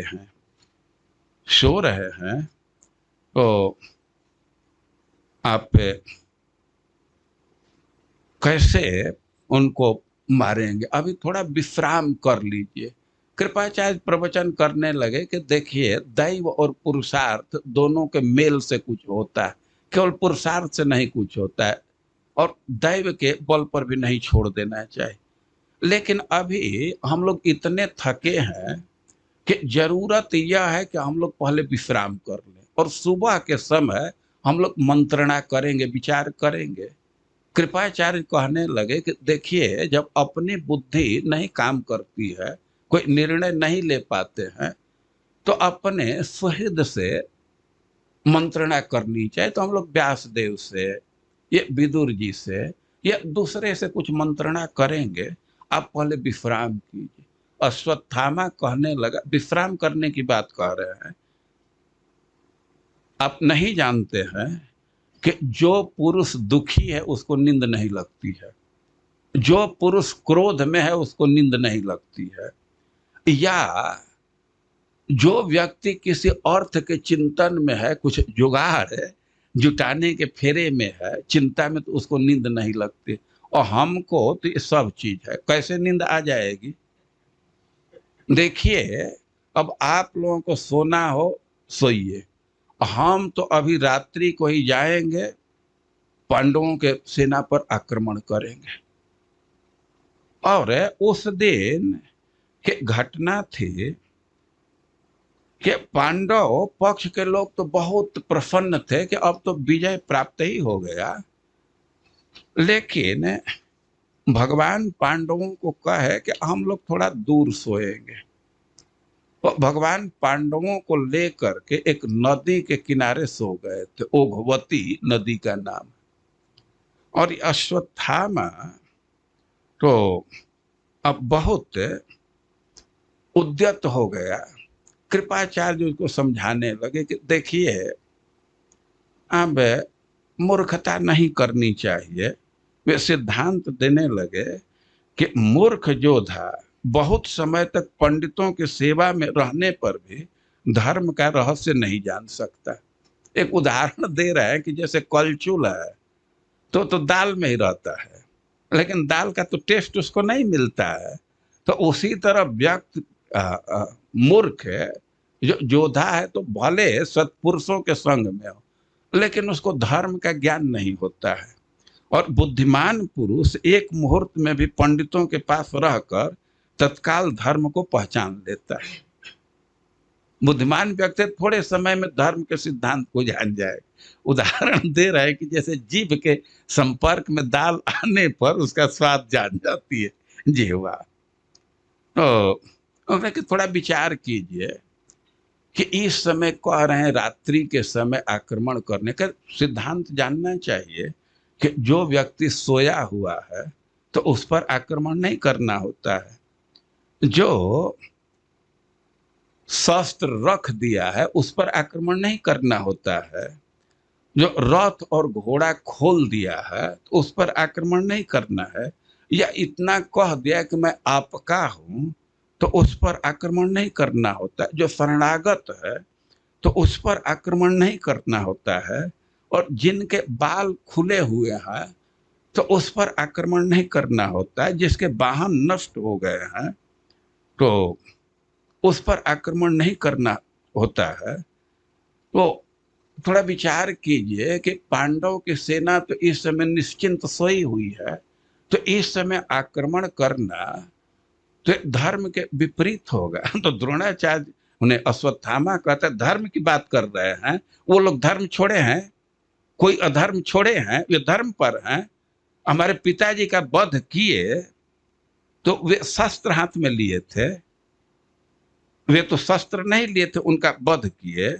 और कर्ण का रथ का पहिया फंसा हुआ था ना, उस समय वध किए ना। उनको धर्म में नहीं पालन करना चाहिए, केवल हम ही को पालन करना चाहिए। अरे भीष्म पितामह तो अस्त्र रख दिए थे और शिखंडी का आड़ लेकर के उनका वध किया गया। भूरी श्रवा अनशन के व्रत में था, उसका वध किया गया। और अभी देख रहे हैं ये भीम क्या किए हैं, दुर्योधन के जांघ पर प्रहार किए हैं ना। यही धर्म है। गदा युद्ध का विधान है कि कमर से नीचे प्रहार नहीं किया जाता है। तो वे लोग धर्म का अवसर छोड़े हैं। और अश्वत्थामा कहा कि देखिए, अब आप लोग जाएं या न जाए, हम तो रात को ही आक्रमण करेंगे। वो सेनापति था। तो अब उसी समय कृतवर्मा और कृपाचार्य उसके पीछे लग गए और पांडवों के शिविर में प्रवेश करना चाहता था। अब वहां गया तो वहां एक बड़ा विशाल शरीर वाला व्यक्ति रक्षा कर रहा था। अब उसको देखा तो ये भयभीत हो गया। इसको भय आ गया और वह सोचा कि इसको मार दे। तो मारने के लिए कई एक प्रयास किया। एक तो सारे जितने उसके पास शस्त्र थे तो सबको एक साथ वर्षा किया, लेकिन वो इतना प्रकांड शरीर वाला था कि वृत्रासुर जैसा सब शस्त्र कोई निगल गया। तब वो शक्ति चलाया रथ के रूप में, लेकिन वो रथ उस पर टकरा करके टूट गया। अब वो तलवार को फेंका कि तलवार से मार दें ऐसे हाथ से, लेकिन तलवार कहाँ लीन हो गया कुछ पता ही नहीं चला। और फिर गदा फेंका, लेकिन वह भी कहाँ चला गया उसके शरीर में कुछ पता नहीं। और वो देख रहा था कि उससे कई एक स्वरूप निकल रहे हैं, मूर्ति निकल रही है, प्रवेश हो रही है। तब अश्वत्थामा तो अब बड़ा निराश हुआ और भगवान शिव की स्तुति करने लगा। हाँ, भगवान शिव की स्तुति करने लगा तो भगवान शिव ही तो रक्षा कर रहे थे। अब भगवान शिव कहने लगे कि अरे जब तक भगवान की इच्छा थी तो रक्षा हुआ, अब तो काल विपरीत है। अब वह स्तुति करने के बाद एक यज्ञ कुंड तैयार किया और उसमें आहुति कुछ नहीं, आहुति के जगह पर वही उसमें बैठ गया, अपने को ही आहुति दे दिया। हाँ, अब तो शिव जी अपने हाथ से उसको तलवार पकड़ा दी। उसके इस त्याग को देख करके, आराधना को देख करके अपने हाथ से उसको तलवार दी। अब वो तलवार ले करके और जा करके खच खच खच खच काटने लगा। अब बच्चों की रुलाई सुन करके स्त्रियां जग गई। स्त्रियां अब रोने लगे। किसी को पता नहीं चल रहा था रात में कि क्या हो रहा है, भूत प्रेत आए हैं, ये चोर डाकू, ये हो क्या रहा है, क्यों लोग रो रहे हैं। और इसको तो क्रोध था,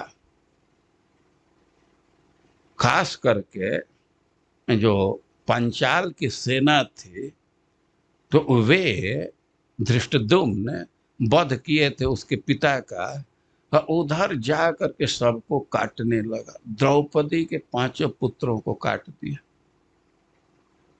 और उनके मस्तक को ले करके गया दुर्योधन के पास रात्रि में और कहा, स्वामी स्वामी पांडवों का मस्तक लाया। दुर्योधन कहने लगा, पांडवों का मस्तक?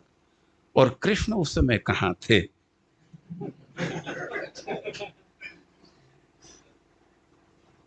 वो अर्पित किया तो ऐसे भक्त लोग कहते हैं कि थोड़ा चेक करने के लिए उसे टच किया, ऐसे दबाया तो कोमल मस्तक थे, गोभी के फूल जैसा, वो टूट गए। तब वो बड़ा दुख में हुआ और उसका देहांत हो गया। तो कह रहे हैं यहाँ सूत गोस्वामी कि भर्तो प्रियम द्रोण ऋतिस्म पश्यन् कृष्णासुतानं स्वपताम शिरांसि उपाहरत विप्रियमेव तस्य जुगुप्सितम कर्म विगर्हयन्ति। कि यद्यपि अपने स्वामी का हित करना चाहता था, लेकिन वह तो अप्रिय ही कर दिया। अब तो द्रौपदी विलाप करने लगी। माता शिशुनाम निधनम सुतानाम निशम्य घोरम परितप्यमान। अपने पुत्रों के शोक में बहुत रोने लगी, तप्त हो गई। तब द्रौपदी को सांत्वना देने के लिए अर्जुन कहे कि मैं अश्वत्थामा के मस्तक को काट लाऊंगा। गांडीव मुक्त विशिखे उपाहरे त्वाक्रम्य यत्नाश दग्ध पुत्रा। और कह रहे हैं कि उसी को तुम पीढ़ा बना करके स्नान करना। ये कृत्य है कि जब किसी व्यक्ति का निधन हो जाता है और उसका दाह संस्कार हो जाता है तो स्त्रियां पीढ़ा पर बैठ करके स्नान करती। तो अर्जुन कहने लगे कि पीढ़ा के जगह पर अश्वत्थामा के सिर पर ही पैर रख करके तुम स्नान करना। और अर्जुन ने द्रौपदी को शांत करने के लिए सब बात कह रहे थे, और कह रहे हैं कि इति प्रियाम बल्ग विचित्र जल पर शांत इत्वा चित सुत मित्र अच्युत मित्र सूत अन्वा द्रव दंशित उग्र धन्वा कपिध्य जो गुरुपुत्र मृथे न। तो ऐसे द्रौपदी से कह करके अर्जुन ने कवच बांधे और रथ ले करके अश्वत्थामा का पीछा किए।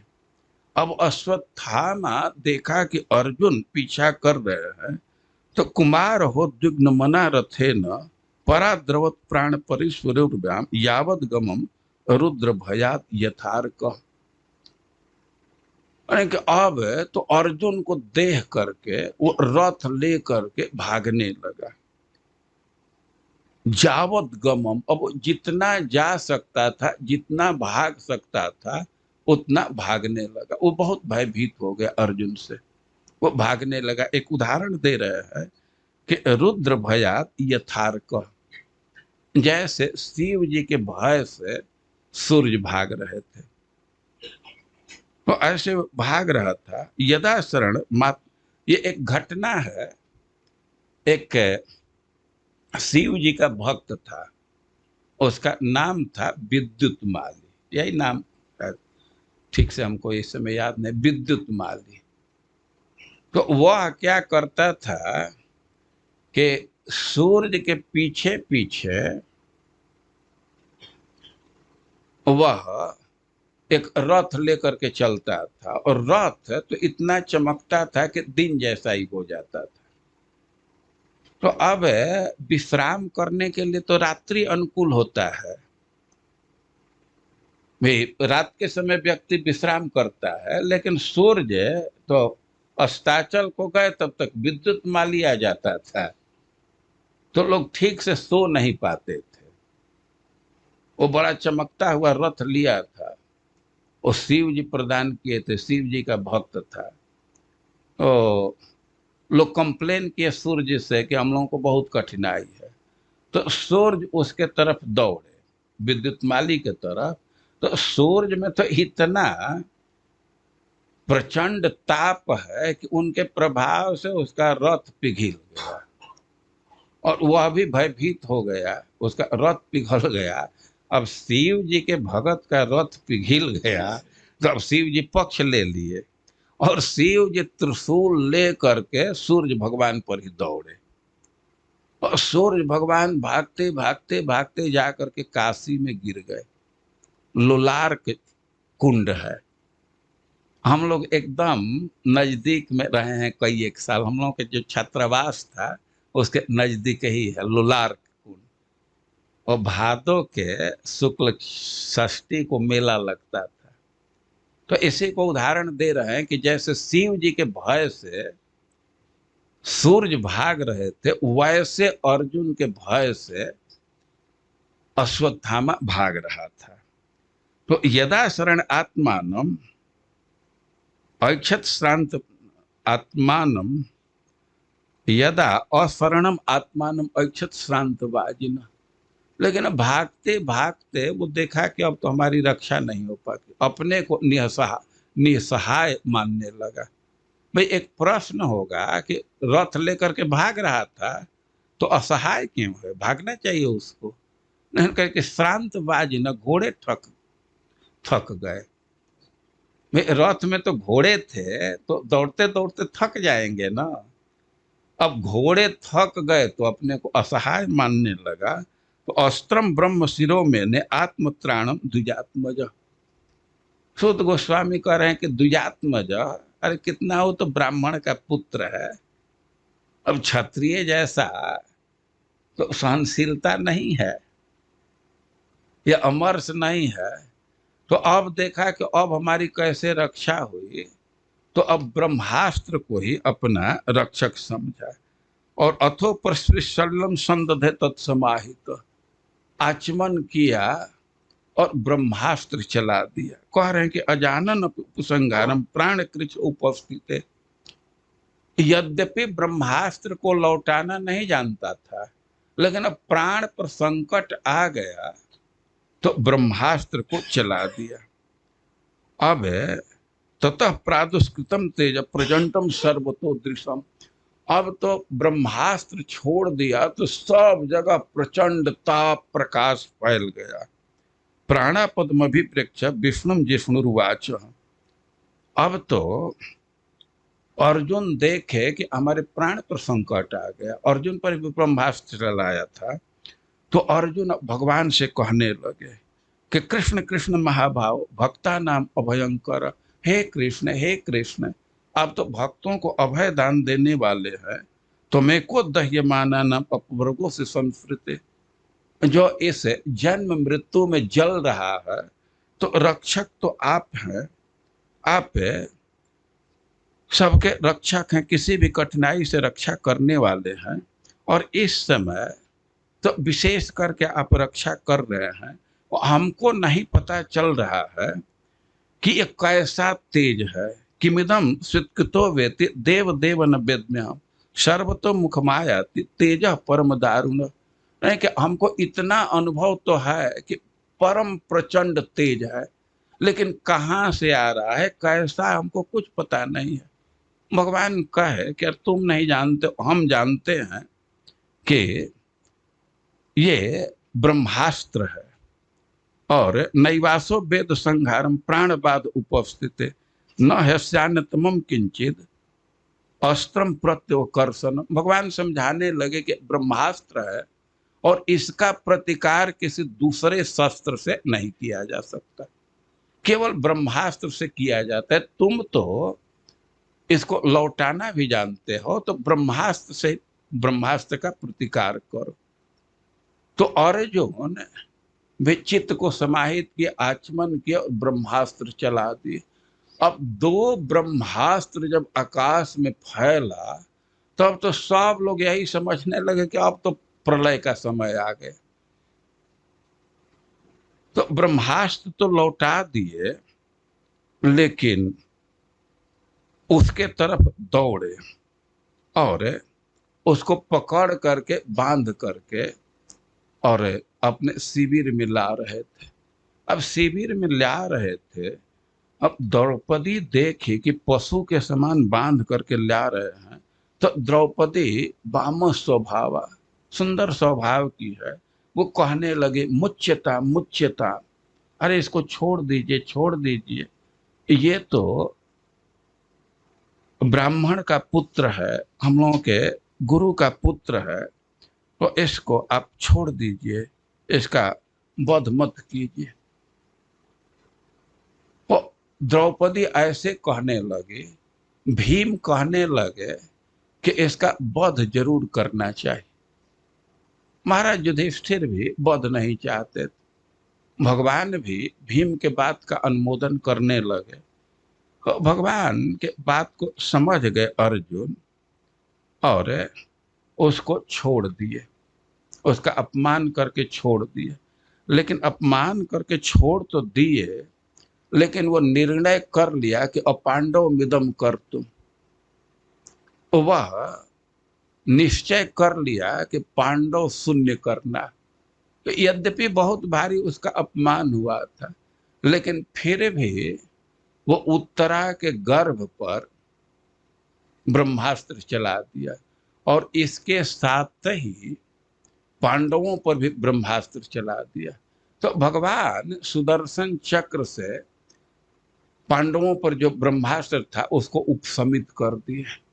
और द्रौपदी तो दौड़ते नहीं, उत्तरा दौड़ते हुए भगवान के तरफ आ रही है। भगवान तो एकदम अब द्वारका जाने के लिए रथ पर बैठे थे, लेकिन उपलेभे भी धावंतिम उत्तराम भय विह्वला, वो भय से कांप रहे थे, दूर से ही पुकारने लगे पाहि पाहि महाजोगी। वो कहने लगे कि हे कृष्ण हमारी रक्षा कीजिए रक्षा कीजिए। कृष्ण को कह रही है कि महाजोगिन आपका ऐसा प्रभाव है कि आप आश्चर्य कर सकते हैं। जोगियों में देखा जाता है कि आश्चर्यपूर्ण कार्य कर देते हैं। तो उत्तरा कृष्ण को संबोधित कर रही, महायोगी आप कुछ भी कर सकते हैं और आपको छोड़ करके मैं किसी को अभय दान देने वाली नहीं दिख रही है। यत्र मृत्यु परस्परम, कृष्ण मानो कहें कि अब हम तो जाने वाले हैं, अरे दूसरे का आश्रय लेना चाहिए, अपने ससुर का क्यों नहीं आश्रय ले रही। उत्तरा कह रही है कि ना एक आपको छोड़ करके जीवन दान करने वाला कोई दूसरा नहीं है। अरे दूसरे को मारना हो, यत्र मृत्यु परस्पर, तो मारने वाले तो बहुत लोग हैं लेकिन जिलाने वाले कोई नहीं। और उत्तरा के प्रार्थना को सुन करके भगवान उसके गर्भ में प्रविष्ट हो गए और महाराज परीक्षित की रक्षा की, गदा घुमा घुमा करके।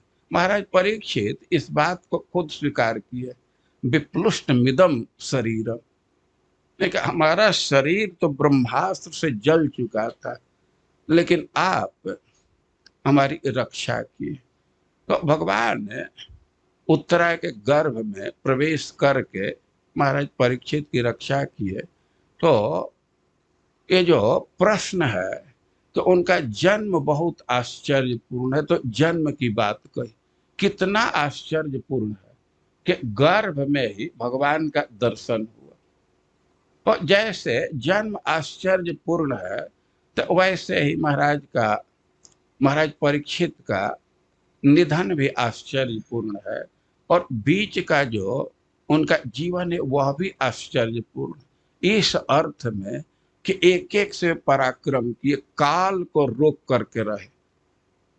ऐसा किसी के ताकत नहीं है कि काल के वेग को कुंठित कर दे। कोई एक चीज का निवारण हो जाता है, लेकिन कोई दुर्ग में रह करके या बड़ा वकील रह करके या डॉक्टर रह करके या घूस इत्यादि दे करके काल को नहीं रोक सकता। लेकिन महाराज परीक्षित का प्रताप था कि काल आ गया कलयुग, लेकिन उसका कुछ प्रभाव नहीं होने दिए। तो महाराज परीक्षित का जन्म बहुत आश्चर्यपूर्ण है। महाराज परीक्षित कैसे भागवत सुनने के लिए प्रस्तुत हुए, इन सब बातों को हम लोग कल सुनेंगे। हरे कृष्ण। कथा सुननी चाहिए, लेकिन दिन का निर्धारण तो नहीं है, लेकिन एक चीज का निर्धारण है कि सत्य बोलना चाहिए, ब्रह्मचर्य का पालन करना चाहिए। तो कलयुग में ये रोज रोज संभव नहीं है इसी से 7 दिन का विधान किया गया तो 7 दिन का जो विधान किया गया है, इसीलिए कि इसमें बहुत दोष है। दिनानाम नियमो नास्ति सर्वदा श्रवणम मतम, दिन का नियम नहीं है, हमेशा सुनना चाहिए। लेकिन सत्य न ब्रह्मचर्येण सर्वदा श्रवणम मतम, दिन का नियम नहीं है, लेकिन सत्य भाषण, क्रोध से दूर, ब्रह्मचर्य का पालन, तब इस दृष्टि से अब कलयुग में अशक्य हो जाता है। इसी से विधान किया गया है कि 7 दिन सुनना चाहिए। 7 दिन ये सब व्रत का पालन करना आसान होता है। लेकिन स्कंद पुराण में 1 महीना का सबसे अच्छा माना गया। 2 महीने का भी विधान है, लेकिन वह तामसी है। 1 महीने वाला सात्विक माना जाता है। महाराज जी 1 साल वाला, 1 साल वाला वो तामसी हो जाता है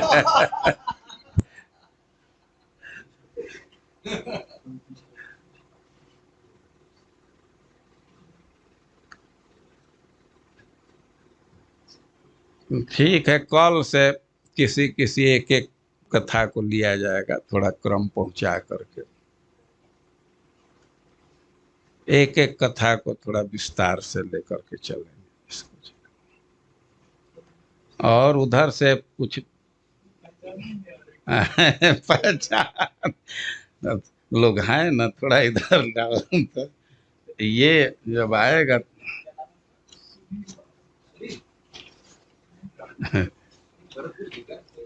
ना ही वो मुंबई के हैं, राठी हैं ना।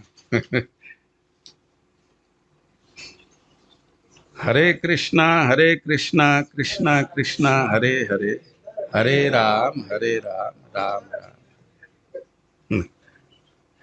वो पहचान में आना भी नहीं चाहते हैं, कई एक बार वो कहे हैं कि नाम हमारा मत लीजिएगा। हाँ।